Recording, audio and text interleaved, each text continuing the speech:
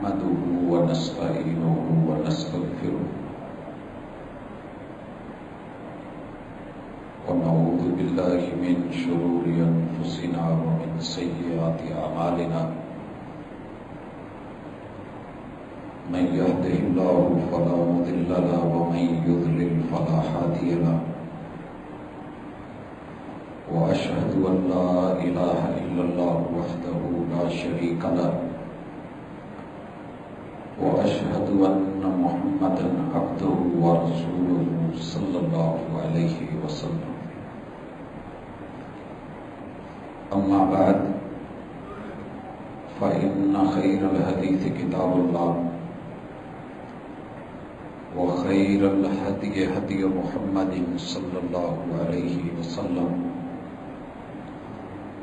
وشر الأمور محدثاتها وكل محدثة بدعة وكل بدعة ضلالة وكل ضلالة في النار. أعوذ بالله السميع العليم من الشيطان الرجيم. رب اشرح لي صدري ويسر لي أمري واحلل عقدة من لساني يفقهوا قولي. حاضرین مجلس، احباب گرامی،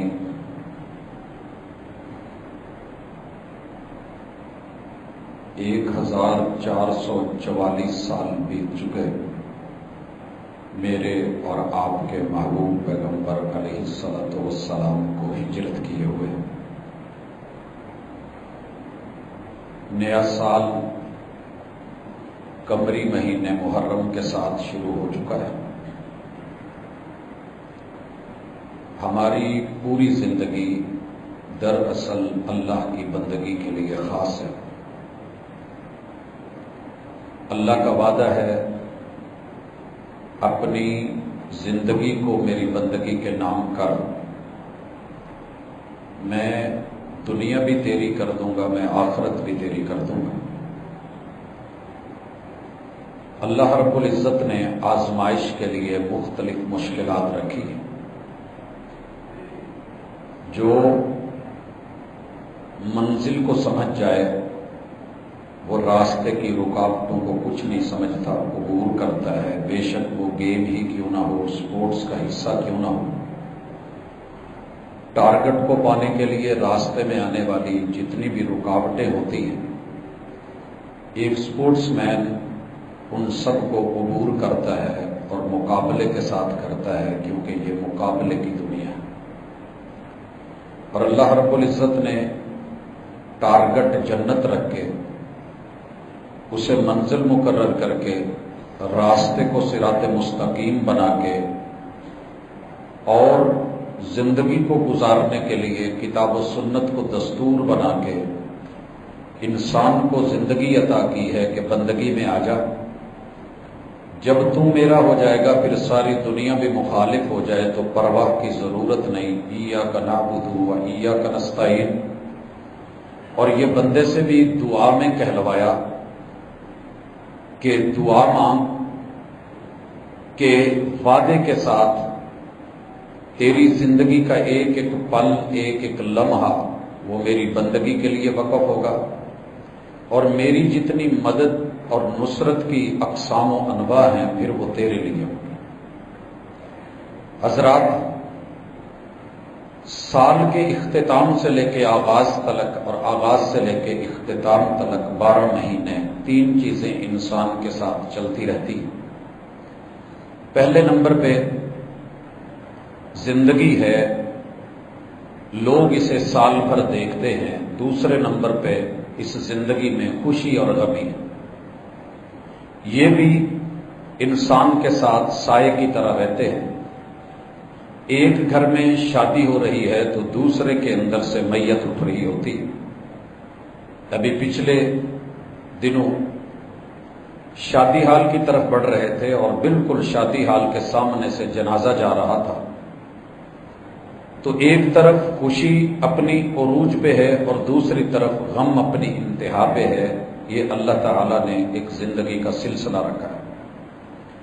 اور تیسری چیز موت ہے.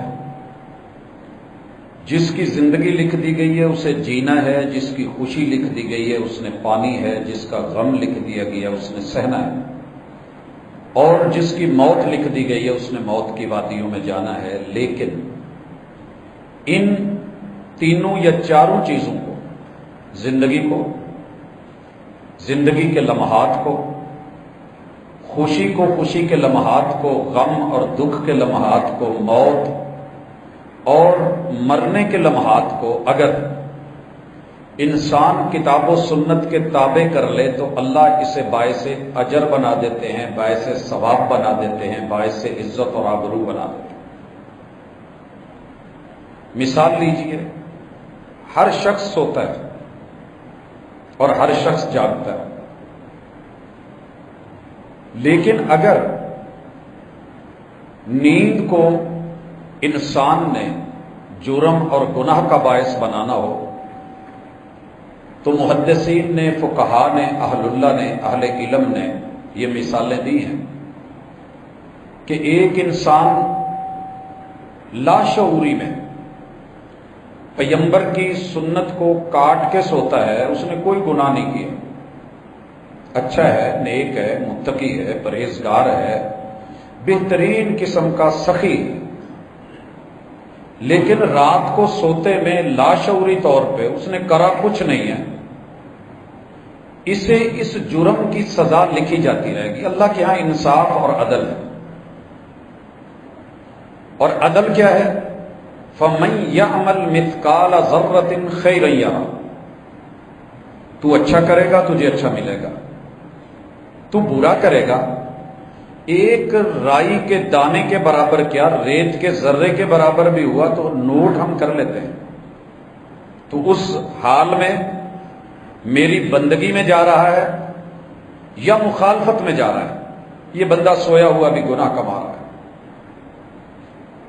دوسرا بندہ سویا ہے کر کچھ نہیں رہا، دونوں ایک ہی جگہ ایک ہی کمرے میں سوئے ہیں، یہ عشاء پڑھ کے یہ نیت کر کے سو گیا ہے کہ مجھے فجر پڑھنی ہے، صرف فکر، اندر کا الارم اس نے موبائل پہ، گھڑی پہ یا کسی اور چیز پہ نہیں لگایا، اس فکر اور نیت کے ساتھ سو گیا ہے، دونوں سوئے ہوئے ہیں۔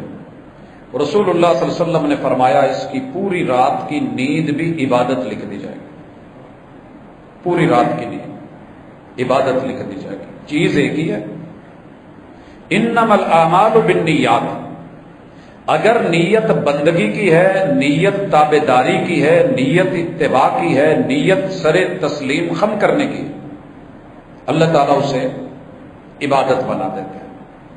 معاملہ برعکس ہے، اللہ رب العزت، ایک بندہ سود لے رہا ہے، کھا رہا ہے، اس کا اٹھنا بیٹھنا سونا جاگنا اس کتاب نے اللہ کے ساتھ جنگ قرار دے دی ہے، یہ حالت جنگ میں ہے۔ ایک بندہ حالات کے تحت، مجبوری کے تحت اپنی جان کے دفاع کے لیے مسلح ہو کے، اور اسے پتہ نہیں کس وقت موت آ جانی ہے، لیکن اس کی نیت پاکیزہ اور صاف ہے کہ میں اپنے ہاتھ سے نہ ظلم کرنا چاہتا ہوں، نہ زیادتی کرنا چاہتا ہوں، نہ کسی کو مارنا چاہتا ہوں، اللہ تو دلوں کے راز کو جانتا ہے، تو یہ حالت جنگ میں ہو کے بھی اس کے سامنے بوڑھا بزرگ آیا ہے، دشمن کا ہے، یہ اس کو سائیڈ پہ کر دیتا ہے، بچہ ہے، عورت ہے، بچا دیتا ہے، کچھ نہیں کہتا۔ یہ حالت جنگ میں بھی اللہ کے ہاں اجر اور ثواب والا ہے۔ ایک بندہ پرسکون طریقے سے بیٹھا ہے لیکن نیت میں فساد ہے، لڑائی ہے، دنگا ہے، دو بھائیوں کو لڑانا مقصد ہے، بیٹھا مسجد میں ہے، تسبیح چلا رہا ہے، نماز پڑھ رہا ہے، مگر سوچ یہ ہے کہ آج میں نے فلاں کو بتانا ہے کہ میں کیا ہوں، فلاں نے مجھے شادی میں نہیں بلایا، میں نے اس پورے خاندان کو، ہونے والے اس نکاح کو برباد کر کے نہ رکھ دیا، تو کہنا یہ روزہ رکھ کے سوموار کا اور جمعرات کا کیوں نہیں بیٹھا، لیکن یہ زندگی بندگی میں نہیں گزار رہا، نتیجہ اس کا الٹ ہے۔ اللہ دلوں کے راز جانتا ہے۔ حضرات، یہ تمہید میں جو بات کہہ رہا ہوں کہ انسان کی زندگی بڑی ہی قیمتی ہے اگر اس کی ڈائریکشن درست کر لی جائے اور قبلہ درست کر لیا جائے۔ انما الاعمال بالنیات۔ آپ زندگی من مرضی کی گزارنا چاہتے ہیں یا مالک کی مرضی کی؟ بس آپ کو یہ فیصلہ لینا ہے، اور یہ فیصلہ مشکل نہیں ہے۔ ایک ہی نگاہ پہ ٹھہرا ہے فیصلہ دل کا، ایک نظر بندے کو بدل دیتی ہے۔ کیسے؟ میں جا رہا ہوں، مجبوری ہے، مجھے آنکھیں کھلی رکھنی ہے، میں ڈرائیونگ سیٹ پہ ہوں۔ یہ مثال چلیں، اس کو بھی چھوڑ دیں، میں بیت اللہ میں ہوں، حج کرنے گیا ہوں، میں نے احرام باندھا ہوا ہے، رش کی اتنی انتہا ہے کہ میرے دائیں بھی عورت ہے، بائیں بھی عورت ہے، آگے بھی عورت ہے، پیچھے بھی، میں پھنس گیا ہوں، اور رش کی وجہ سے میرے پاؤں زمین سے اوپر اٹھ گئے ہیں۔ یہ سین ان لوگوں نے دیکھا ہے جو حج پہ گئے ہیں کہ کچھ مواقع ایسے آتے ہیں کہ زمین پہ قدم نہیں لگتے۔ اب اگر اس جگہ میں تلذذ لینا شروع کر دوں، نظریں گاڑ دوں، اور یہ بھول جاؤں کہ میں اللہ کے گھر میں گناہ بخشوانے آیا ہوں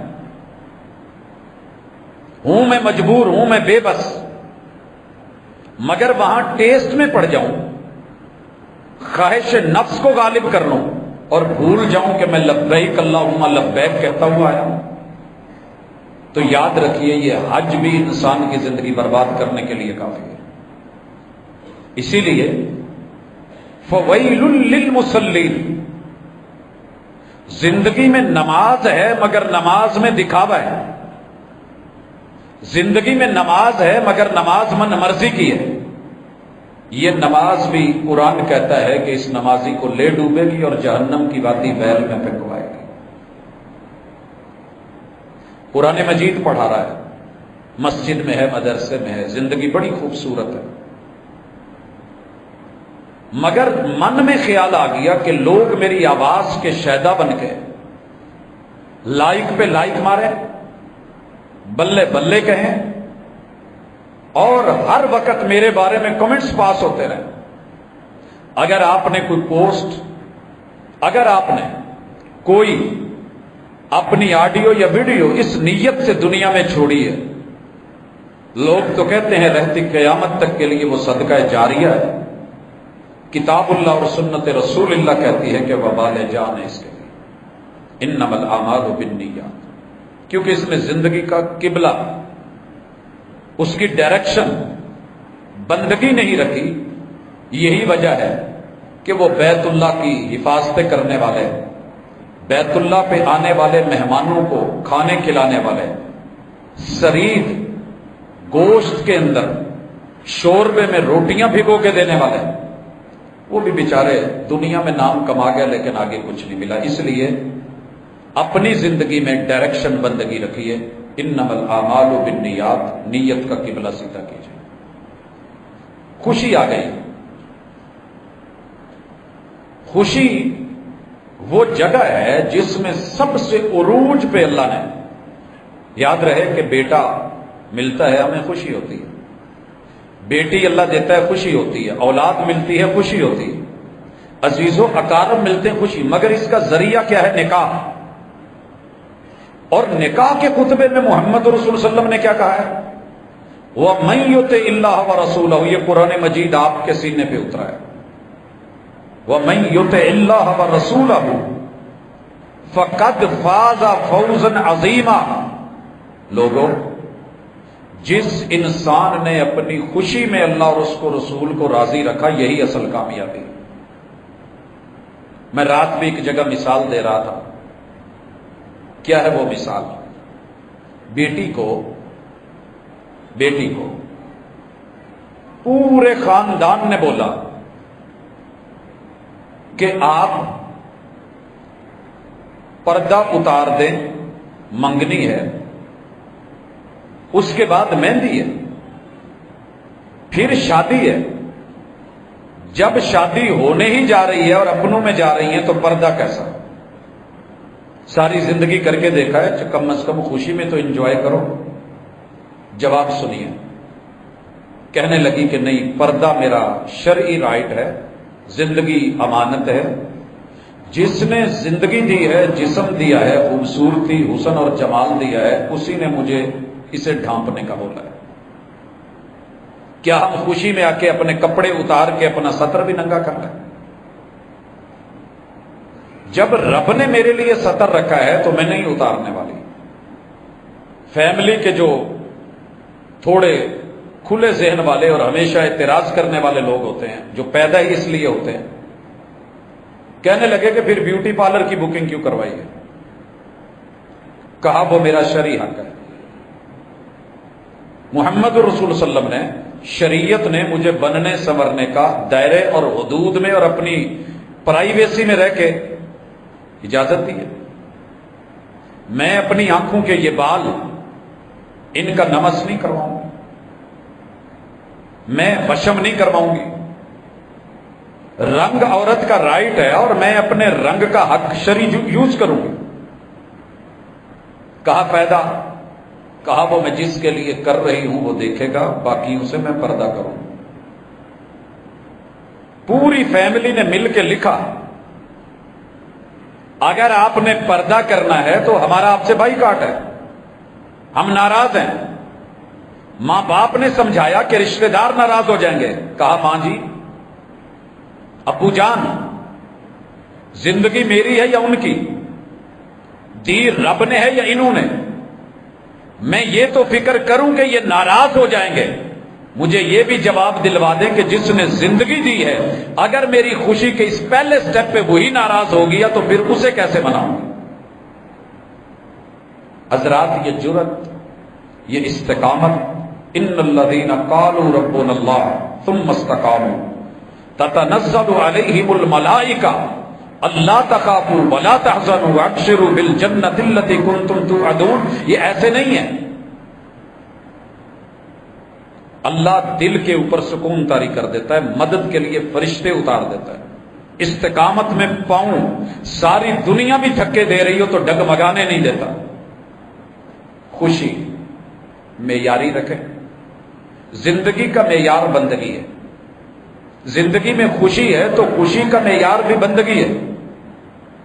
آپ نے دیکھا ہے بینڈ باجے والے اپنی یونیفارم چینج نہیں کر سکتے خوشی میں، اگر وہ خوشی میں آ کے کہیں تو ٹیم کا جو مالک ہے، جو سربراہ ہے، وہ انہیں کہے گا کس نے کہا تھا؟ ہمارا فوجی بینڈ ہے، پولیس بینڈ ہے، فلاں بینڈ ہے، ہماری خاص یونیفارم ہے، خوشی میں آ کے آپ یہ کرنے جا رہے ہیں۔ اللہ نے اگر خوشی دی ہے، ظفر اسے مت جانیے گا صاحب فہم و ذکا، جسے عیش میں یاد خدا نہ رہے، جسے تیش میں خوف خدا نہ رہے۔ عیش میں یاد خدا، یہی بندگی ہے۔ کتنی مزے کی زندگی ہے۔ گھر بھائی لڑ پڑے، کینے پہ ہیں، بغض پہ ہیں، ناراض ہیں کہ باپ اس سے پیار زیادہ کیوں کرتا ہے، کنویں میں پھینک دیا ہے، بھائیوں نے تو مار دیا ہے۔ اور جہاں بھائیوں کا مدعا مارنا ہو وہاں جانا عقل مندی نہیں ہے۔ قافلے نے نکالا ہے، زندگی بچ گئی ہے۔ ویران کنویں اکثر نیچے گیسیں ہوتی ہیں، گیسز میں بندہ مر جاتا ہے۔ رب نے بچا لیا، نکالا ہے۔ دیہات کا رہنے والا شہر میں چلا گیا ہے، اور گیا بھی کہاں ہے؟ عزیز مصر، حاکم وقت، اس کے شاہی محل میں زندگی گزرتی رہی، اور آخر ایک دن زندگی اتنی مہربان ہو گئی، آپ کے اور میرے لفظوں میں آج کی، اس قدر مہربان ہو گئی کہ جس کے بھائی دشمن تھے، جو زر خرید تھا، زندگی پوری زمانے کا حسن لے کے بن سنور کے سامنے آ کے کہہ رہی ہے تلک، ہے تلک، کوئی اور مدعا نہیں، صرف ایک تمنا ہے کہ جب سے آئے ہو تم نے کبھی نگاہیں بھر کے اٹھا کے دیکھا بھی نہیں، اور دنیا ہمیں دیکھنے کو ترستی۔ صرف ایک بات سن لو، ایک دفعہ مجھے دیکھ کے میرے حسن کی تعریف کر دو۔ حضرات، بظاہر دنیا بڑی مہربان ہے، محبت مہربان ہے، حسن پگھل رہا ہے، ترلے ڈال رہا ہے، منتیں کر رہا ہے، اور تربیت میں اس وقت وہ جو بچپن باپ کے ساتھ گزرا وہاں یہ معاملے تھوڑے ڈسکس ہوئے تھے کہ بیٹا اگر ایسے ہو گیا تو یہ کرنا. ہم سکھاتے ہیں نا بچوں کو, کتنا سکھاتے ہیں, مہمان آئے تو بیٹا ایسے نہیں کرنا, اور پھر جب مہمان آتا ہے بچے سب سے پہلے وہی کرتے ہیں. نوٹ کیا ہوگا آپ نے, ایک ہاتھ بڑھا رہا ہے, آنکھوں سے دیکھ رہا ہے, اور دوسرا کیا کہتا ہے, وہ امی نے کیا سی نہیں لینا. اب بات تو کھل گئی. قربان نہ جاؤں, زندگی ملی ہے, دنیا کا آدھا حسن پاس ہے, اور ہمارے ماشاءاللہ کوئی تھوڑی سی اللہ بوتھی سیدھی بنا دے, کوئی رنگ کوئی چٹا دے دے, ہائٹ وائٹ میسر ہو جائے, بس پھر ہم جیسا شہزادہ پوری دنیا میں کوئی نہیں ہوتا. پھر جو مرضی ہو, طوفان بدتمیزی. میں نے قبروں میں دیکھا ہے, مر گئے حسن کو مار دینے والے, اور حسن کی مار دینے والے مٹی ہو گئے, شکلیں نہیں پہچانی جاتی. تو دوست, خوشی میں قبلہ متعین کیجئے, ڈائریکشن رکھیے. شادی میری ہو یا بہن کی ہو, یہ میں نے شادی سب سے اعلیٰ مثال دی ہے. خوشیوں کے اور بھی بڑے طریقے ہیں. دکان کا افتتاح ہے, اللہ تعالیٰ نے فیکٹری کا افتتاح ہے, پلازا اوپن ہو رہا ہے, مارکیٹ کی اوپننگ ہو رہی ہے. دو راستے ہیں, اجر والا لے لیں, ثواب والا لے لیں, یا رب کی ناراضگی اور عتاب والا لے لیں. تعین آپ نے کرنا ہے. آپ کا مائنڈ سیٹ اپ کیا ہے یہ آپ نے دیکھنا ہے. بنے کیا ہو کیا, کس لیے ہو. جس نے دولت دینی ہے, رزق دینا ہے, مال دینا ہے, اس کو ناراض کر کے اوپننگ کر رہے ہو. دنیا بڑی خوش ہوگی, رش بھی لگے گا, اور میں گارنٹی سے کہتا ہوں رش لگے گا. تھوڑا سا ساؤنڈ سسٹم لے آئے, میوزک لے آئے, 4 گانے لگا لے, اور ساؤنڈ سسٹم پہ کسی ایک نوجوان کو رقص و سرود کے لیے, یا کسی بچی کو کھڑا کر دے. کچھ کہنے کی ضرورت نہیں, کسی اشتہار کی ضرورت نہیں, سارا علاقہ امڑ آئے گا, سارا علاقہ. وہاں پر اللہ کی کتاب کی تلاوت رکھ دیں, کتاب اللہ سے آغاز کریں, رب کا نام لے کے شروع کریں, کسی خیر اور بھلائی کا پہلو رکھ لیں. لوگ زیادہ نہیں آئیں گے, جو آئے ہوئے ہیں وہ بھی سائڈ پہ ہو جائیں گے,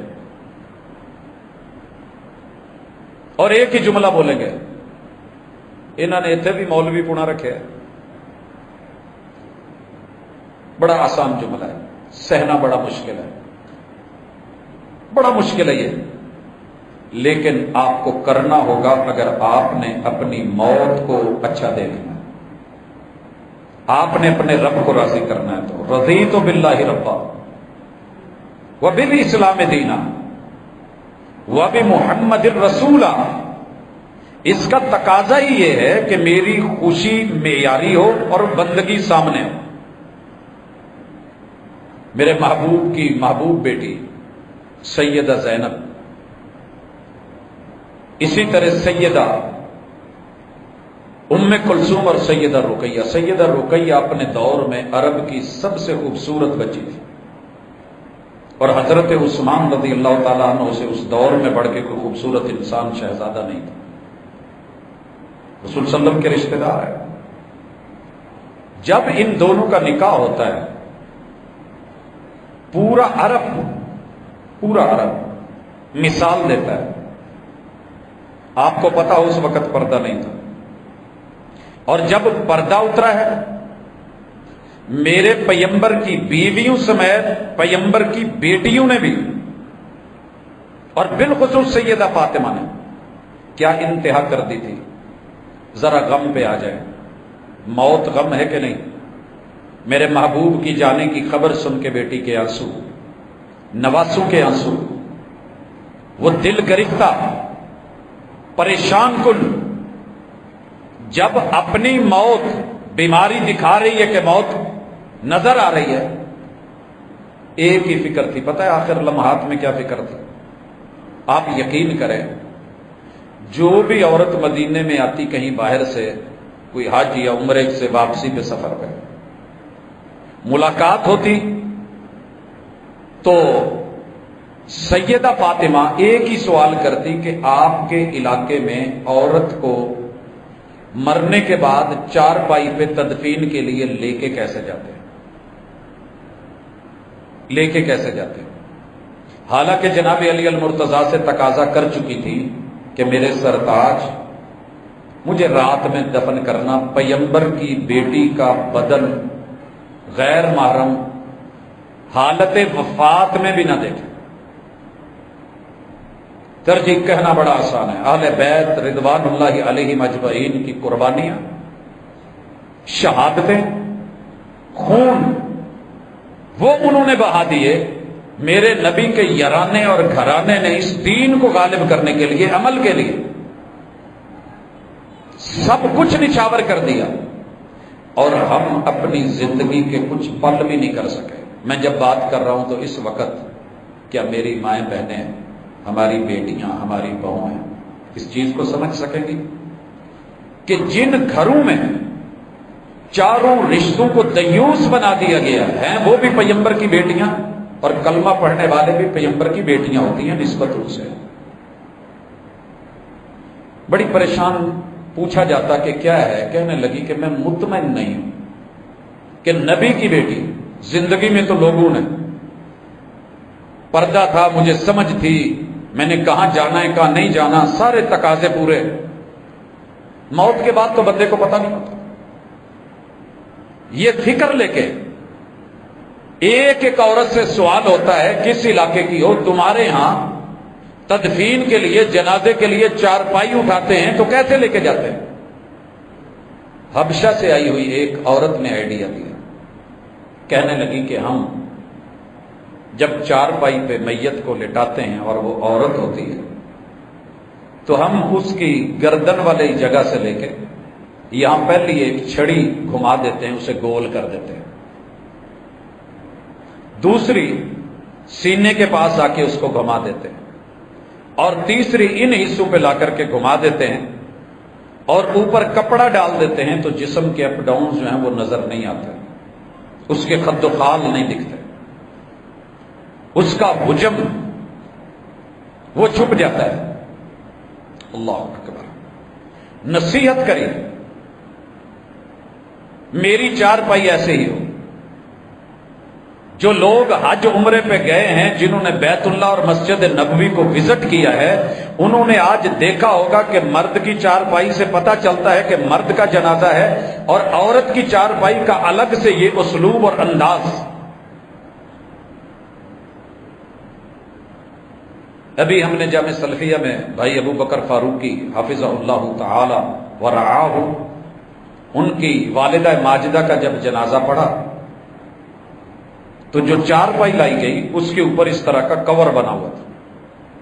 ہماری بھی مساجد میں ممکن ہے، بعید نہیں، لیکن کیا کروں، زندگی میں تو سر پہ شفون کا دوپٹہ بھی نہیں ٹکتا، مر جاتے ہیں تو باپ سر پہ 5 لٹھے کی موٹی چادریں دے کے کہتا ہے پیچھے رہنا، بچی ہے، عورت ہے۔ احساس کے انداز بدل جاتے ہیں، وگرنہ آنچل بھی اسی تار سے بنتا ہے، کفن بھی۔ حضرات، موت کو معیاری، موت کے لمحات کو معیاری، اور انہیں معیاری بنانے کے لیے تیاری ماں جی فاطمہ بنت محمد صلی اللہ علیہ وآلہ وسلم نے یہ سکھایا۔ یہ ہوتی ہے زندگی، یہ ہوتا ہے شعور، یہ ہوتی ہے تعلیم، اور یہ ہوتی ہے تربیت۔ باپ سر پہ تو نہیں تھا، باپ تو فوت ہو چکے، باپ فوت ہو چکے تھے۔ ضروری نہیں کہ ہر وقت سر پہ شکنجہ ہو تو پھر انسان بندہ بنے، قانون ہو تو بندہ بیلٹ لگا لے، قانون نہیں تو جی روح بن کے من موجے کرے، نہیں۔ اصل پہچان ہی یہ ہے کہ میں رب مجھے نظر نہیں آ رہا، لیکن میں کہوں کہ اللہ ہے، مجھے دیکھ رہا ہے، اللہ ہے، مجھے دیکھ رہا ہے۔ یہاں میں ایک اور فاطمہ کی مثال اٹھاتا ہوں۔ باپ نے اس بیٹی کا نام میرے محبوب کی بیٹی سیدہ فاطمہ کے نام پہ رکھا ہے، اور اس کے 3 بھائی اسے بڑے ادب و احترام سے بلاتے تھے فاطمہ۔ باپ بھی بادشاہ ہے، بھائی بھی بادشاہ ہے، حکمران ہیں، وقت کے خلیفے ہیں، اور شوہر بھی خلیفہ ہے۔ سوچئے 4-5 حکمرانوں کی ایک لاڈلی خاتون، اور خاتون اول بننے جا رہی ہے. جب خاتون اول بنی کیسی زندگی ہوگی، بندہ کیا کیا سوچتا ہے، کیا پہننا ہے، کیا لینا ہے، کیا اپنانا ہے. اب زندگی بدلے گی، اب مزہ آئے گا، اب انجوائے کریں گے. پوری حکومت اور ساری دنیا کی، ایک ملک کی حکومت نہیں ہے، یاد رکھنا، صرف ایک کی نہیں ہے کہ پاکستان میں بننا ہے، کسی ایک صوبے کی خاتون نہیں بننے جا رہی. جتنی اس وقت معلوم اسلامی دنیا تھی، اس اسلامی دنیا کی خاتون اول ہے، نام فاطمہ ہے. شوہر نے بلا کے پہلا کام کہا میں خلافت کا بوجھ اٹھانے جا رہا ہوں، آپ کے ہاتھ میں جو سونے کے کنگن ہیں یہ اتار دو. شادی پہ جاتے ہوئے کسی ماں بہن کو کہہ کے دیکھے، اور لے کے بھی بھائیوں نے دیے ہوں، آپ کا اس میں کوئی کردار بھی نہ ہو، اور اسے کہیں کہ یہ آپ نے پہن کے نہیں جانا ہے. خلافت کا تاج سر پہ رکھا جا رہا ہے شوہر کے، اور شوہر کہہ رہا ہے سونے کے کنگن اتار دو. یہ ہوتی ہے زندگی برائے بندگی. یہاں جھگڑے نہیں ہوتے، یہاں پھٹے نہیں ہوتے، یہاں رولے نہیں پڑتے، یہاں طلاقوں کی نوبتیں نہیں آتی. ایک بھی جملہ تاریخ نہ لکھ سکی کہ آگے سے بیوی نے کچھ ریئیکشن دکھایا ہو.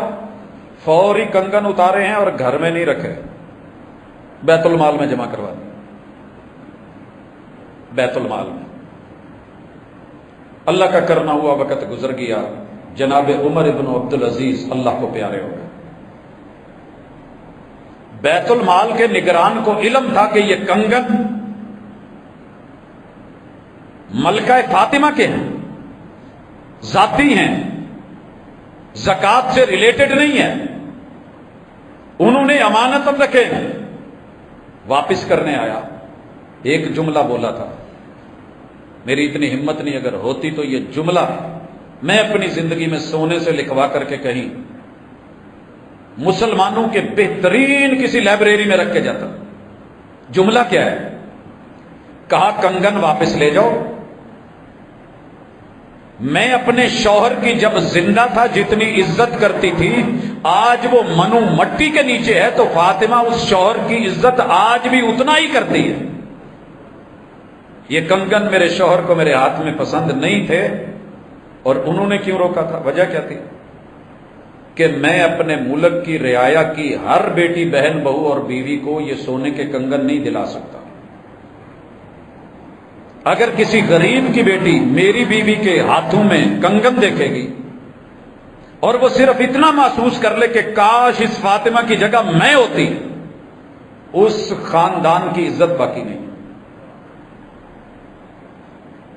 احساس کے انداز بدل جاتے ہیں، وگرنہ حضرت ادھر تو شوہر گھر سے باہر نکلے تو معاملہ اللہ حافظ ہے. زندگی 4 دن باہر چلا جائے اللہ حافظ ہے.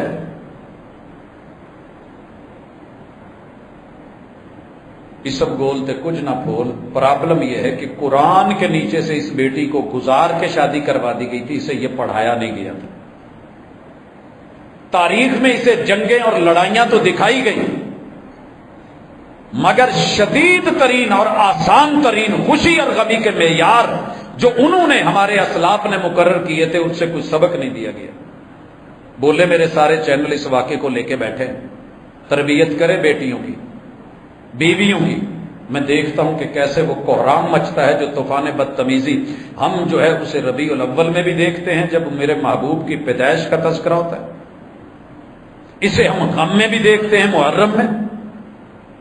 کوئی جگہ چھوڑی ہے، نیو ایئر نائٹ، ویلنٹائن، یہ ساری چیزیں زندگی میں ہیں. اللہ نے نکاح نہیں رکھا، جوڑے نہیں بنائے، سب کچھ ہے، لیکن صبر ہے. کسی کو بن مانگے بھی رب دے دیتا ہے، کسی کو مانگنے پہ، ڈھونڈنے پہ، جوتے گھسانے پہ دیتا ہے. اللہ نے لکھا ہے کہ اتنی منزلیں طے کرے گا آگے تیرے لیے، کوشش کر. اگر کوشش نہ کرنی ہوتی تو آپ اور مجھ تک نمک نہ پہنچتا. جو سامنے والا تھا نکل گیا. کتنے میلوں اندر گھستے ہیں، مائنوں میں جاتے ہیں. کیا حالت ہوتی ہے ان بیچاروں کی؟ پڑھا نہیں آپ نے؟ ایک مائن میں کام کرنے والے کی بیٹی ٹاپ کر گئی ہے، ساری دنیا تک خبر پہنچ گئی ہے بیٹی کی کہ ایک پاکستانی مزدور کی، وہ اندر کانوں میں کام کرنے والے شخص کی بیٹی کامیابیوں کو سمیٹ کے اپنے نام کر گئی ہے، بابا کا نام اونچا کیا، اور باپ کو کان کے اندر کام کرتے ہوئے اس بات کی ابھی خبر نہیں کہ میری بیٹی دنیا میں کس مقام پہ پہنچ چکی۔ اس لیے زندگی کی ایک ایک سانس کا تعین کرنا سیکھیں، خوشی کو معیاری بنانا سیکھیں، غم کو معیاری بنائیں، اللہ موت کو قیمتی کر دے گا، اور ماں باپ زندگی اتنی اچھی کر دے گا جس کے وعدے اللہ نے کیے۔ آئیے موت کے حوالے سے سب سے مشکل کام ہے خود کو تکلیف پہنچے۔ مجھے کانٹا لگے میں فوری بیٹھ جاتا ہوں، جوتے کے اندر کیل کہیں اللہ نہ کرے، میری کیا حالت ہوتی ہے؟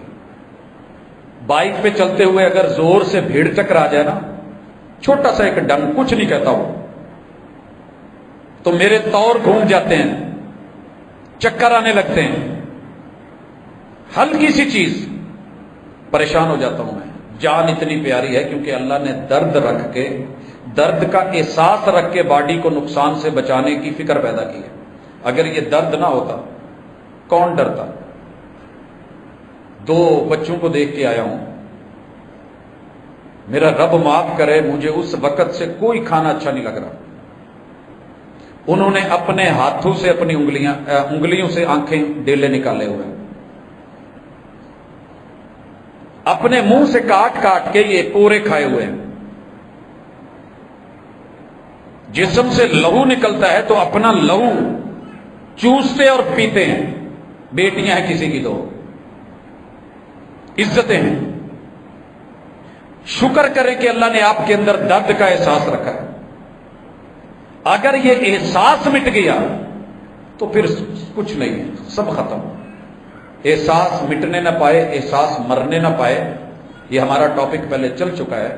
محمد رسول صلی اللہ علیہ وسلم نے آ کے قوم میں درد پیدا کر دیا۔ کیا درد پیدا کیا؟ ایھا الناس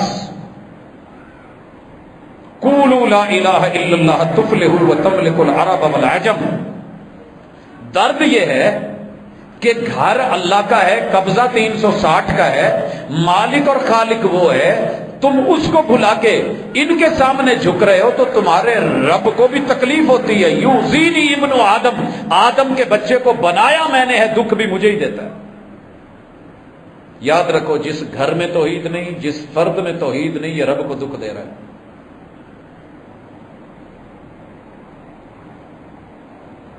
اللہ نے نوح علیہ السلام کی پوری نسل مٹا دی تھی سوائے ان کے جو توحید والے بیڑے میں چڑھ گئے تھے۔ توحید ایسا میٹر ہے، اللہ نے غرقاب کر دیے۔ عاد و سمود کو صفحہ ہستی سے مٹا ڈالا۔ کبھی پتا کرنا، 2 ہی وجہ تھی۔ پیغمبر جو توحید لے کر کے آئے تھے کہتے تھے تم کون ہوتے ہو، ہمارے آبا و اجداد تو ان کو لے کے چلتے نظر آئے۔ توحید پہ کبھی کمپرومائز نہ کرنا، زندگی کو قیمتی بنانا ہے، یہ محمد رسول صلی اللہ علیہ وسلم نے سکھایا۔ یہ آوازہ جب پیغمبر نے مکے میں لگایا، چند لوگ ملے، اپنے بگانے ہوئے۔ صبر اور استقامت کا دامن میرے محبوب نے نہیں چھوڑا، دعوت خفیہ بھی رکھی، اعلانیہ کری، بائیکاٹ ہوئے، مار دھاڑ قتل و غارت ہوئی۔ یہاں پتہ کیجئے کہ سب سے مشکل کام اپنی جان پہ سہنا ہوتا ہے، اور بالخصوص جب پراپٹ سامنے نہ ہو۔ مجھے پتا ہونا کہ سامنے 1 کروڑ روپیہ پڑا ہے، ملینوں میں آگے ڈالرز پڑے ہیں، وہ سونا پڑا ہے، تو میرا جسم کہیں چھل چھل بھی جائے، کوئی تکلیف بھی ہو تو میں چلیں، سامنے ہے، میں دیکھ کے گوارا۔ لیکن اگر مشکوک ہو، نظر نہ آ رہا ہو، تو بندہ رسک نہیں لیتا۔ اللہ نے جنت بنا کے چھپا دی ہے اور اس کے راستے میں مشکلیں رکھ دی، جہنم کی راہیں آسان کر دی، اور بتا دیا ہے، یہ نہیں کہ بتایا نہیں، آزمائش ڈال دی ہے۔ امتحان رکھ دیا ہے. اگر کل کو کوئی اٹھ کے کہے کیوں جی بنائی کس لیے تھی، دینی نہیں تھی. ہر بورڈ ڈگریاں رکھ کے بیٹھا ہے، پرنٹڈ ہے، چھپی ہوئی ہیں، لیکن امتحان رکھتا ہے. سال بھر آپ کو بینچز پہ بٹھاتا ہے، پھٹیوں پہ بٹھاتا ہے، گرمی سردی میں بلاتا ہے. ہم نے پڑھایا ہوتا ہے، ہمیں پتا ہے ہمارا بچہ جو ہے بہترین سٹوڈنٹ ہے. بورڈ نہیں مانتا، یونیورسٹی نہیں مانتی. ہم لکھ کے بھی دے دیں کہ اس بچے کا مقابلہ ورلڈ میں کہیں کروا لو، وہ کہتے ہیں نہیں، امتحان سے گزرنا پڑے گا. جب امتحان میں جاتے ہیں وہ بیچارہ رات کو کوئی ٹینشن بنتی ہے، گھر میں والدہ یا باپ کے ساتھ کوئی مسئلہ ہوتا ہے، اللہ نہ کرے جو نہیں پڑھنے والا تھا وہ آگے نکل گیا ہے، اور جو پڑھنے والا تھا اس واقعے کی وجہ سے، وقوعے کی وجہ سے سائیکی بن گیا ہے. لیکن کوئی میری تب گواہی نہیں مانتا، سارے کہتے ہیں بھاجی تسی تو کچھ اور کہنا ہے. اب اس وقت کے حالات کو کون دیکھے گا؟ یہی وجہ ہے کہ میرا ادارہ، اللہ جزا دے اس ادارے کو، جنہوں نے بچوں کی سند، ڈگری امتحان کے ساتھ مشروط نہیں رکھی. استاد اور شاگرد کے پڑھانے اور پڑھنے کے ایک ایک دن کے ایک ایک لمحے کے ساتھ رکھی ہوئی ہے. جو پڑھ گیا انشاءاللہ پاس ہے. رسول اللہ صلی اللہ علیہ وسلم نے جن 18 صحابہ کو آئے تھے، کیا کہا تھا؟ چند دن رکھ کے واپس جانے لگے تو ڈگری روک لی تھی کہ ابھی سال پورا نہیں ہوا. ایسے نہیں ہے. تو آئیے، امتحان شرط ہے، رب نے رکھ دی ہے. میرے پیغمبر کو امتحان سے گزرنا پڑا. اپنی ذاتی مشکلیں تو ایک طرف ہے، باپ نہیں ہے، آنے سے پہلے جا چکا. ماں جی لے لی، رب نے دادا جی لے لیا، اللہ نے سگا چچا جو سایہ بن کے ساتھ رہتا تھا وہ بھی لے لیا، مشکل وقت میں سہارا بننے والی بیوی بھی لے لی. لمبی ایک کہانی ہے. لیکن جو آپ کی بات سن کے آپ کو مانے تھے، جنہوں نے مرشد مانا تھا، ملاقات نہ کرواؤں سیدنا خباب سے رضی اللہ تعالی عنہ. لوگ لسٹ میں ان کا نام لینا بھی گوارا نہیں کرتے. لوہار ہیں اور غلام ہیں.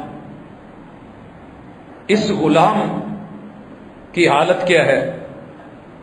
بٹھی چلائی ہوئی ہے، دھونک رہا ہے. پہلی بٹھی شاید آپ نے دیکھی، اس پہ ویل لگا ہوتا تھا، چکا گھماتے تھے تو آگ جلتی تھی، لوہے کو پگھلایا جاتا تھا. اس میں اس نے ایک لمبی سلاخ رکھی ہوئی ہے، اوزار بنانے والی، تلواریں بنانے والی، تیر نیزے بنائے جاتے ہیں، تو وہ گرم کی ہوئی ہے.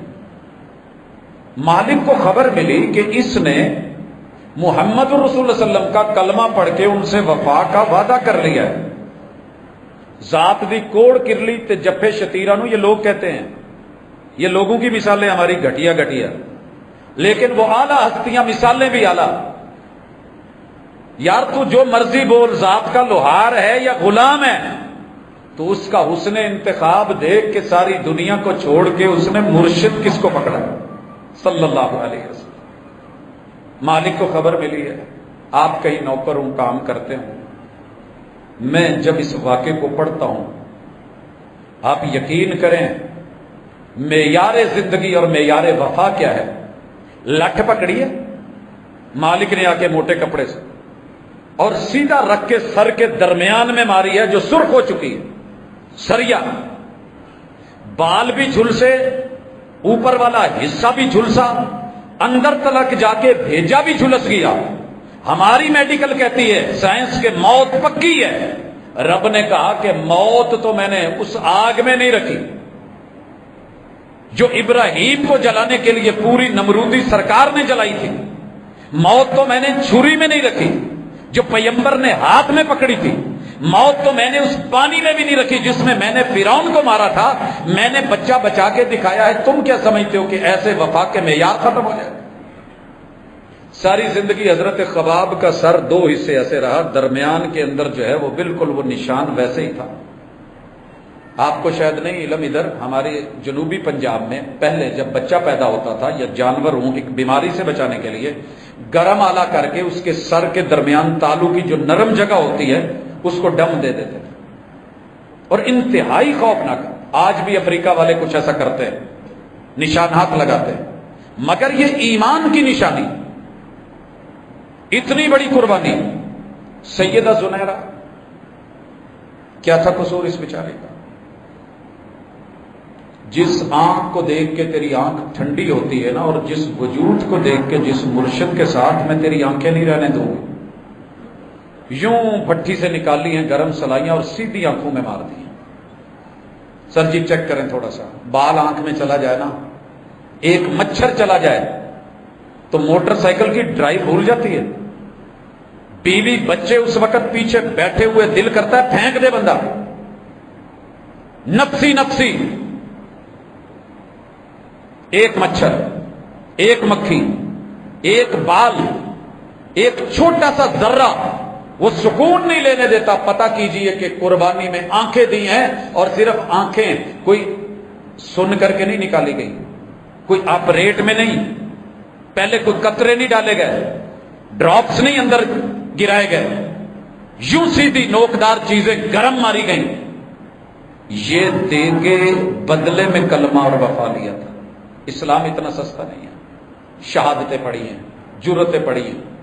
وہ آل یاسر کی امی جان، وہ سیدہ سمیہ، تو سند کو بول، متن کو کہے، یہ کہے وہ کہے. سر جی آپ نے دشمنیاں دیکھی نہیں ہیں. لوگوں نے کبھی بھی حق کو حق سمجھ کے ساتھ دے کے ہماری طرح پھول نہیں پھینکے. ہم تو اس دور میں پیدا ہوئے ہیں جہاں ہر مسلک والے اپنے مولوی کے اوپر، عالم کے اوپر، ذاکر کے اوپر، اپنے خطیب کے اوپر، ادیب کے اوپر پھول پھینک رہے ہوتے ہیں. وہ دور تھا جب مرشد کے اوپر بچے پھینکنے پڑتے تھے. مرشد دو عالم، ہادی دو عالم، رہبر دو عالم، بہت سجائے. ماں چھوٹا سا بچہ یوں ایک ہاتھ میں آتا ہے، پکڑ کے آئی محبوب اسے بھی مجاہدین میں شامل کر. سر سوچ دیکھیں ان لوگوں کی، جگرا دیکھیں. میں بڑے بڑے جانور ذبح کرتا ہوں ایک ہی کیٹاگری کے، تو اندر جگر مختلف نوعیت کے ہوتے ہیں، سائز الگ ہوتے ہیں. میڈیکل سائنس میں جب ہم جاتے ہیں ہم تو کہتے ہیں نا جی دل بڑھ گیا ہے، جگر بڑھ گیا، سائز بڑھ گیا. سر جی جرت، ہمت، استقامت، دودھ پینے والا بچہ لا کر کے آگے رکھ دیا. کہا یہ تو رستے کی رکاوٹ بنے گا، اسے سنبھالیں گے یا دشمن سے لڑیں گے. کہا نہیں، میری سنیے میں کیا لے کے آئی ہوں. میں اس لیے لے کے آئی ہوں کہ اگر کوئی تیر میرے محبوب مرشد پیغمبر کی طرف بڑھے اور آپ کے پاس اس وقت کچھ اور نہ ہو تو یہ میرے بچے کو آگے کرتے جانا. تیر اس کے بدن میں لگ کے رکیں گے، میرے محبوب کو نہیں لگیں گے. میرے بیٹے کے پیدا ہونے کی جو ہے وہ چاہت اور میری تمنا اور آرزو اور مقصد حیات پورا ہو جائے گا. آپ نے اور میں نے تو اسلام کو مذاق سمجھ لیا نا. جو بھی اٹھتا ہے بھات بھات کی بولی بولتا ہے، جس کے من میں جو آیا کہہ دیا. ان ہستیوں پہ جہاں تربیت ہی یہ تھی. صرف یہی نہیں ہے، عمر چھوٹی ہے، قد بھی چھوٹے ہیں. فوج میں جانے کی عمر اور قد معیار ہے کہ نہیں؟ جب موڑتے ہیں، حالانکہ جاب ہے، خدمت اپنی جگہ، ملک کی حفاظت اپنی جگہ، جذبہ اور یقین اپنی جگہ، لیکن ایک حساب سے ہے تو وقتی طور پہ یہی ہوتا ہے نا کہ چلے میرا فیوچر اچھا ہو جائے گا، تعلقات اچھے ہو جائیں گے. کیا تعلق بنانا تھا ابن عمر رضی اللہ تعالیٰ عنہ نے اور ابو سعید خدری رضی اللہ تعالیٰ عنہ نے؟ قد کا سائز بھی پورا نہیں اور عمر بھی پوری نہیں. تو جہاں لائن بنی تھی نا 313 پورے کر رہے تھے اور وہ ہو نہیں رہے تھے، تو یہ بچے یوں ایسے کھڑے تھے کسی جگہ نا ٹیک لگا کے کہ ہمارا قد اونچا ہو جائے. آگے مٹھائی بانٹ رہی جا رہی تھی، کوئی دعوت تھی چاولوں کی. جناب آگے جا کر کے کچھ، میں نہیں کچھ زیادہ بولنا چاہتا، لیکن سوچئے ہمارے مقاصد ہے. ہائٹ اپنی بڑھائی جا رہی ہے اور اس جذبے کو دیکھ کے محمد رسول اللہ صلی اللہ علیہ وسلم نے شامل کر لیا. یہ قربانیاں دے کر کے آج میرے اور آپ تک یہ پہنچا. اس کا ایک لفظ سننے اور بولنے کے لیے ابن مسعود رضی اللہ تعالیٰ عنہ کا چہرہ، جناب بکر صدیق رضی اللہ تعالیٰ عنہ کا چہرہ پورے کا پورا لہو بہتا ہوا پاؤں تک جا رہا تھا، اور اس قدر مارا، اس قدر مارا، اس قدر مارا، ہوش نہیں آئی، بے ہوشی کے عالم، کئی نمازیں گزری، وطن چھوڑنے پڑے، ہجرتیں کرنی پڑی، سولیوں پہ چڑھے، خبیب کو لٹکایا رضی اللہ تعالی عنہ، ہجرت کے راہی بنے، شوہر کی قربانی ام سلمہ نے دی ہے، بیوی کی قربانی ابو سلمہ نے دی ہے، اور دونوں کی قربانی 1 سال کے بچے نے دی ہے، پھر جا کر کے یہ کچھ بنایا۔ حضرت بڑا آسان ہے یہ کہہ لینا کہ میں مسلمان ہوں، یہ کہہ لینا کہ میں مسلمان ہوں، میں جنتی ہوں۔ اللہ نے تو کھل کے کہا ہے، تم یہ سمجھ رہے ہو کہ جنت میں چلے جاؤ گے، ہم حسب تمہارا گمان بن گیا ہے کہ بس یہ کلمہ پڑھا ہے تو جنت مل جائے گی، بڑی بڑی قربانیاں پڑی ہیں، دی ہیں ان لوگوں نے، ہم نے کیا کرا ہے؟ ہم تو صرف الزام کی بچھاڑ کر سکتے ہیں، چھوٹی چھوٹی باتوں پہ خاندانوں میں لڑائیاں ڈال سکتے ہیں، ہمارے دامن میں چغلی ہے، غیبت ہے، جھوٹ ہے، فراڈ ہے۔ سوچیے اللہ نہ کرے آج مر جائیں، سوچیے اللہ نہ کرے آج مر جائیں، میرے پیچھے میری آنکھ کے جرم کتنے ہیں چیک کریں، سماعتوں کے جرم کتنے ہیں چیک کریں، اگر جھوٹ سننے والا نہ ہوتا تو بولتا کون؟ غیبت سننے والے نہ ہوتے، مجلس میں بیٹھے ہیں کوئی کرنے لگا بھائی سٹاپ اٹ، یہ نہیں چلے گی، وہ یار سنتے صحیح، تو ایویں ہو دیتے اتنا اعتبار کیتا ہے، مینوں پوچھ، میں جاننا، اور وہ برائی اس میں ہو بھی اور مجھے پتا بھی ہو، میں پھر اس کو چپ کروا دوں، نہیں یہ نہیں بولنا، کون سنے گا؟ ہم چسکے لیتے ہیں، وہ پروفیسر ہاں کی ہے، اور ڈاکٹر کی ہے، فلانا اور بڑیاں نمازاں پڑھ دس ہویا کی یارو، جس قوم کو عادت پڑ گئی ہو نا پیغمبر پہ بات کرنے کی، پیغمبر کے یاروں پہ بات کرنے کی، ان کے گھرانے پہ انگلیاں اٹھانے کی، جن کو عادت پڑ گئی ہو اللہ پہ اعتراض کرنے کی، عام بندہ ان کے لیے کیا ہوتا ہے؟ اللہ پہ اعتراض تو بنایا کیوں تھا؟ سزائیں رکھی تھی، بنایا کیوں تھا؟ تنگی رکھی تھی، کیا کروں تیرے غنی ہونے کو جو میرے لیے کچھ نہیں ہے؟ تو وہ بھائی تجھے نہیں پتا آزمائش ہے، مارکنگ کرنے والے کے پاس پورے 100 نمبر ہوتے ہیں، 100 ہے میرے پاس، لکھے بھی لکھنے والے نے 10 صفحے ہیں، اس کا مائنڈ ہے کہ مجھے یوں نمبر دیے جائیں گے، 4 سطریں چھوڑ کے اس نے کاپیوں پہ کاپیاں لگائی ہیں، لیکن جو مجھے مطلوبہ مواد تھا، جو سوال کا جواب تھا، وہ نہیں لکھا۔ اس کے مائنڈ میں ہے کہ مجھے پورے 20 نمبر 20 ملنے ہیں، اور میری نظر میں 2 بھی نہیں بن رہے، ہے کو مجھے چیلنج کرنے والا نہیں کر سکتا۔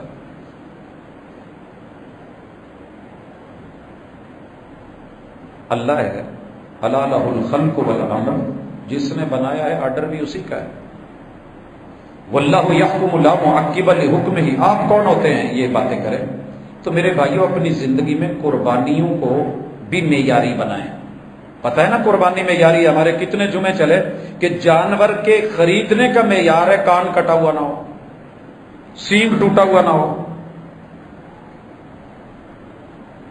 کانا نہ ہو، بھینگا نہ ہو، لاغر نہ ہو، اس کی تھوڑی سی صحت لاغر ہے، قربانی پہ نہیں لگ رہا، میرا ایمان بالکل ڈاما ڈول ہے، لڑکھڑا رہا ہے، جان ہی نہیں ہے، اور میں امید رکھے بیٹھا ہوں کہ ٹھیک ہے، من قال لا الہ الا اللہ دخل الجنہ، جی اس نے کہا ہے، کوئی اور موقع نہیں ملا، آخری لمحے جاتے جاتے بھی کلمہ میسر ہو گیا، عمل کا ٹائم نہیں ملا، جنت میں جائے گا۔ کلمہ پڑھ کے عمل کا ٹائم ملا ہے تو عمل دیکھا جائے گا، عمل دیکھا جائے گا، پریکٹیکل۔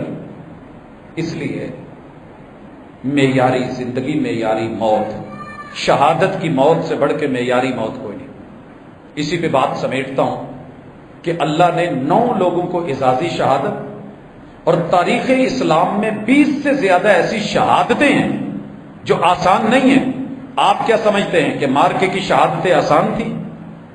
وہ بدر میں، وہ احد میں 70 لاشیں یہاں 14 وہاں، یہ معمولی تھے؟ آپ کیا سمجھتے ہیں کہ دنیا کے عظیم ترین انسان جناب عمر رضی اللہ تعالی عنہ، جس کے پاؤں کے جوتے کی خاک کے نیچے وہ پورے کا پورا فارس اور وہ روم کی بڑی بڑی سپر پاوریں منتظر کھڑی تھی کہ آؤ اور آ کر کے چابیاں لے لو، لیکن اتنی عزت دے دو کہ آپ لینے آ جاؤ، ہمیں دینے آنا تو ہے ہی، آپ آ جاؤ۔ اور جب یہ گئے ہیں جو شہادت کی موت مانگتے ہیں، آج ان کے قمیض پہ 17 پیوند تھے، 17 جگہ سے پھٹا ہوا اور سوئی سے سیا ہوا تھا۔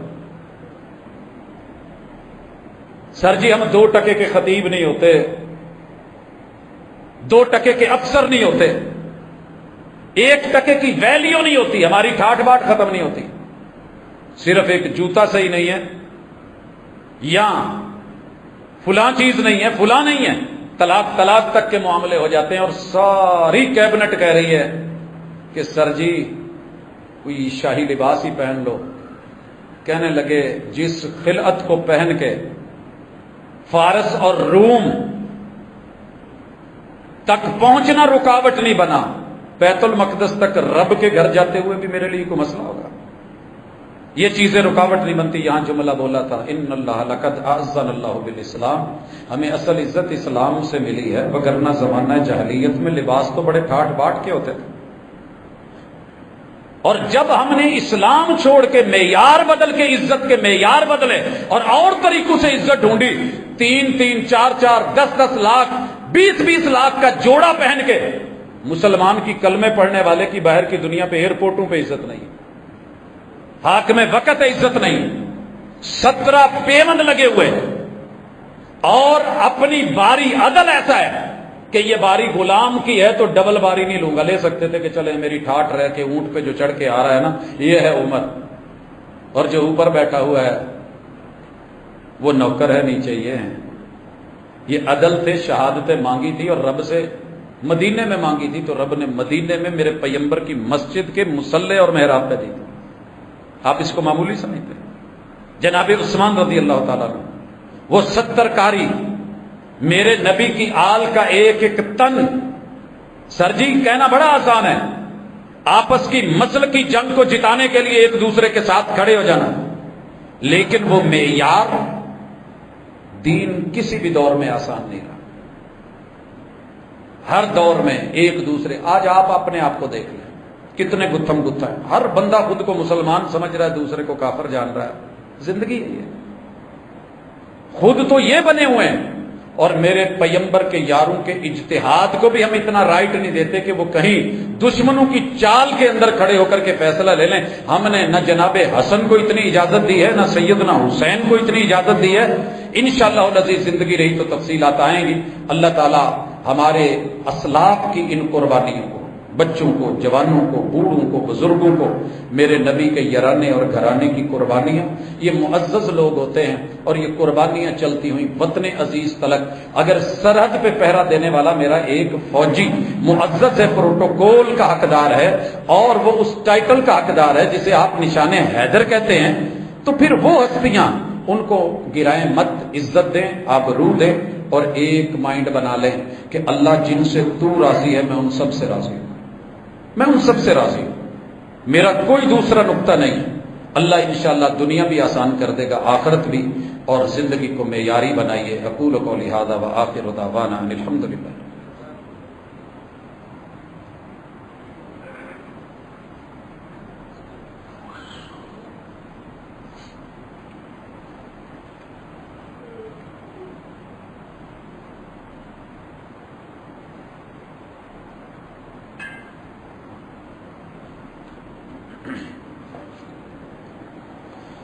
إن الحمد لله نحمده ونستعينه ونستغفره ونعوذ بالله من شرور أنفسنا ومن سيئات أعمالنا من يهده الله فلا مضل له ومن يضلل فلا هادي له وأشهد أن لا إله إلا الله وحده لا شريك له وأشهد أن محمدا عبده ورسوله۔ احباب گرامی، ہم نے پہلے خطبے میں جتنی بھی بات کری ہے اس کا خلاصہ اور نچوڑ یہ ہے کہ ہم سب اس وقت زندہ ہیں، مگر مردوں کی طرح زندہ نہ ہوں۔ شہید بھی موت کے منہ میں جاتا ہے، مگر اللہ نے اس کی قربانیوں کو دیکھ کے کہہ دیا ہے کہ وَلَا تَقُولُوا لِمَن يُقْتَلُ فِي سَبِيلِ اللَّهِ أَمْوَاتٌ۔ کچھ زندگی ایسی بنائیں کہ مر بھی جائیں تو زندہ گنے جائیں، اور ہم زندہ رہ کے بھی مرے ہوئے ہیں۔